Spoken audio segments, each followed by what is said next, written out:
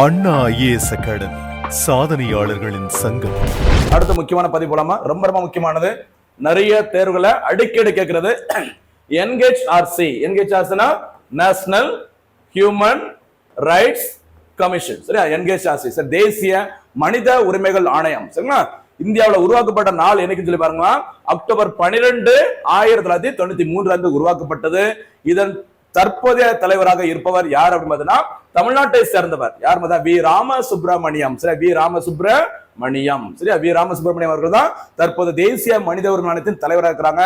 இதுல ஏறு சிறப்பு என்னன்னு சொல்லி பார்த்தீங்கன்னா இந்த தேசிய மனித உரிமை ஆணையத்தின் 9வது தலைவர் சரிங்களா அப்படிங்கிற பெருமை பெற்றுள்ளவர் வி ராமசுப்ரமணியம் அவர்கள். இதுல என்ன ஒரு சிறப்பு இருக்குது, தேசிய மனித உரிமை ஆணையத்திற்கு தமிழ்நாட்டிலிருந்து ஒருவர் தலைவராக தேர்ந்தெடுக்கப்பட்டார் அப்படின்னா அது முதல் நபர் வி ராமசுப்ரமணியம் அவர்கள். சரிங்களா? ரொம்ப ரொம்ப சிறப்பு, கவனமா இருங்க.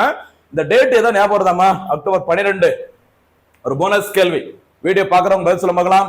அக்டோபர் 12 தமிழ்நாட்டில் என்ன சிறப்பு தினம்? நம்ம நிறைய வாட்டி பார்த்திருக்கிறோம். அக்டோபர் 12 என்ன அப்படிங்கிற மாதிரி கவனமா இருங்க. அக்டோபர் 12 தமிழ்நாட்டில் என்ன தினமாக கொண்டாடப்பட்டு வருகிறது? அதை சொல்லும் போது அப்படியே ஜூன் 3ஆம் தேதி என்ன சிறப்பு தமிழ்நாட்டில் அப்படிங்கறத சொல்லுங்க. ஏன்னா அக்டோபர் 12 ஜனவரி 3 ஒன்று கொண்டு தொடர்புடையது. அதுல நீங்க தப்பு பண்றதுக்கு வாய்ப்பு இருக்குது. அதனால முடிஞ்ச அதை போனஸ் கேள்வியா பதில சொல்லுங்க. சரிங்களா? ஓகே, அடுத்து பாருங்க.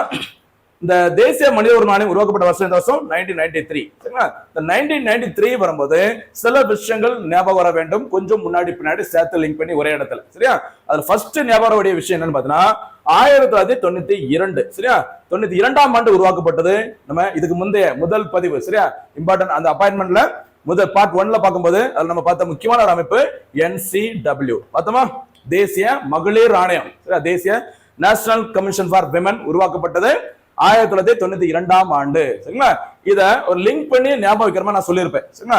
மனித உரிமை ஆணையம், மகளிர் ஆணையம், சரிங்களா, இதெல்லாம் ஞாபகம் வைக்கிற மாதிரி ஒரு லிங்க் பண்ணி எப்படி சொல்லியிருப்பேன் அப்படின்னா 1992ஆம் ஆண்டு அன்று எது உருவாக்கப்பட்டது? தேசிய மகளிர் ஆணையம். சரிங்களா? ஏற்கனவே போட்டித் தேர்வுகள்ல பொதுவா ஒரு விஷயம் ஜாலியா கிண்டல் பண்ணி ஒரு மீம்ஸ் வருவாங்க. போட்டித் தேர்வுகளில் அழிந்து வரும் ஒரு அரிய வகை உயிரினம் ஆண்கள் அப்படிங்கிற மாதிரி எல்லாம் போடுவாங்க. ஏன்னா நிறைய ஒரு 100 வேகன்சி இருக்கு அப்படின்னா கிட்டத்தட்ட முக்கால்வாசி அதுல பாஸ் பண்றது யார் தான்? கேர்ள்ஸ் தான் பாஸ் பண்ணா. சரி, பெண்கள் தான் பாஸ் பண்றாங்க. பசங்க கொஞ்சம் கம்மியா தான் இருக்கிறாங்க. அதனால அவங்களோட எண்ணிக்கை குறைஞ்சு வருது அப்படின்னு சொல்லி இருக்காங்க.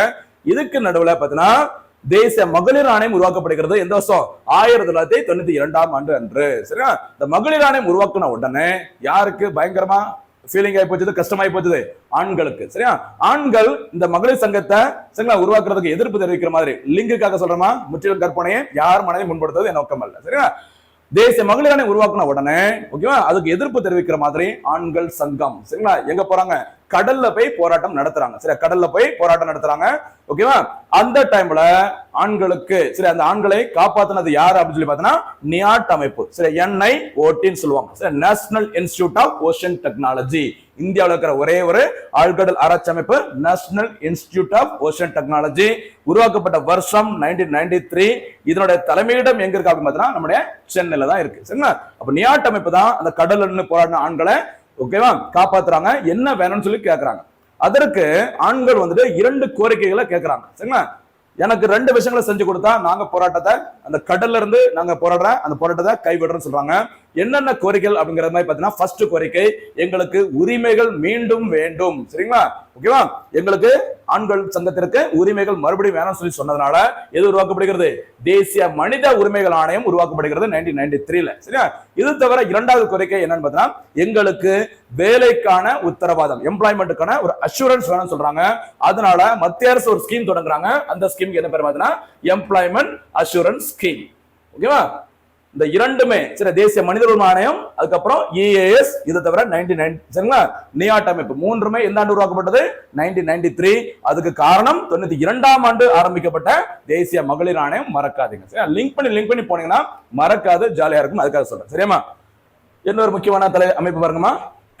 நம்ம டிஸ்கஸ் பண்ணிட்டோம். சரிங்களா? இதை நம்ம பின்னாடி சொன்னலாமா? பின்னாடி வரும். இப்ப முன்னாடி டிஸ்கஸ் பண்ணிட்டு சொன்னேன்ல.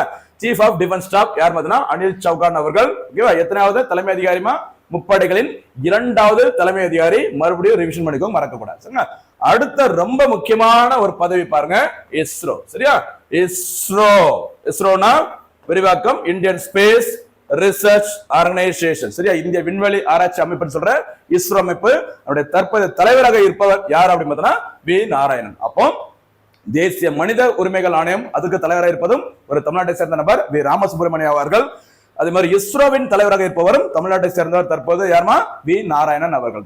சரியா, ரெண்டு முக்கியமான பொறுப்புகளுக்கும் தமிழ்நாட்டை சேர்ந்த நபர்கள் தலைவராக இருக்கிறாங்க என்பது குறிப்பிடத்தக்கது. சரிங்களா, சரி, இப்போ இஸ்ரோ பத்தி பாருங்க. இந்த இஸ்ரோ அமைப்பு உருவாக்கப்பட்டது எப்பமா? கண்டிப்பா உங்களுக்கு தெரிஞ்சிருக்கும். இஸ்ரோ உருவாக்கம் ஆகஸ்ட் 15 சரியா 1969 உருவாக்கி இருப்பாங்க. இதனுடைய தலைமையிடம் எங்கமா இருக்கும்? இஸ்ரோட தலைமையிடம் டக்குன்னு எல்லாரும் ஸ்ரீஹரிகோட்டாவுக்கு போயிருவாங்க. ஸ்ரீஹரிகோட்டால இருந்து சேட்டலைட் இதுல வந்து லான்ச் பண்ற இடம். சரியா, செயற்கைக்கோள் செலுத்தக்கூடிய அந்த லான்ச் பேட் தான் அங்க இருக்கும். கவனமா இருங்க. இது தலைமையிடம் எங்க இருக்குமா? பெங்களூரு. சரியா, வேற பார்த்தோம்னா பெங்களூர் கிடையாது, பெங்களூரும் கிடையாது, பெங்களூரு. கவனமா இருங்க. இஸ்ரோவின் தலைமையிடம் அமைஞ்சிருக்கிற இடம். சரிங்களா, இந்த இஸ்ரோவின் தற்போதைய மற்றும் எத்தனை தலைவர்மா?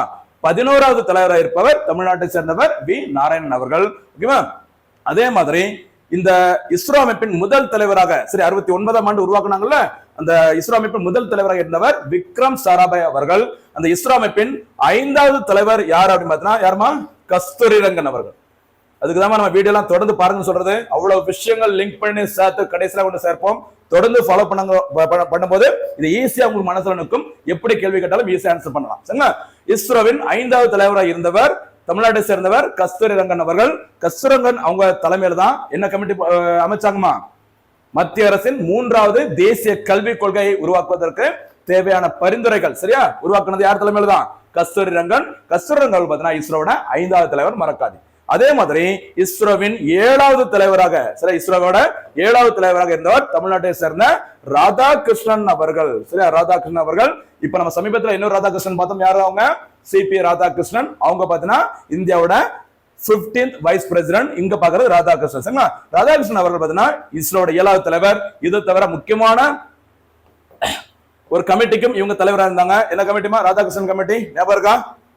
நீட் தேர்வு. சரியா, நீட் தேர்வு மற்றும் நெட் தேர்வு. சரியா, நீட் தேர்வு மற்றும் நெட் தேர்வு இந்த ரெண்டு தேர்வுகளும் பார்த்தீங்கன்னா கடந்த ஆண்டு 2024ஆம் ஆண்டு சில சர்ச்சை சில பிரச்சனைகள் வந்தது. கொஸ்டின் பேப்பர்லாம் லீக் ஆச்சு அப்படின்னு சொல்லியிருந்தாங்க. இதனால இந்த நீட் தேர்விலும் நெட் தேர்விலும் பார்த்தீங்கன்னா ரிஃபார்ம் சரி சீர்திருத்தங்களை கொண்டு வர வேண்டும். இனிமே பழைய மாதிரி அந்த பிரச்சனைகள் மறுபடியும் வரக்கூடாது. அதற்கான பரிந்துரைகள் வழங்குவதற்கு மத்திய அரசு ஒரு கமிட்டி போட்டாங்க.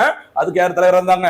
இஸ்ரோவின் 7வது தலைவராக இருந்த ராதாகிருஷ்ணன் அவர்கள். சரிங்களா, அடுத்து இஸ்ரோவின் 9வது தலைவர் சார் இஸ்ரோட 9th சேர்மன் யார் அப்படின்னு பார்த்தீங்கன்னா கண்டிப்பா உங்களுக்கு தெரிஞ்சிருக்கும். யாருமா?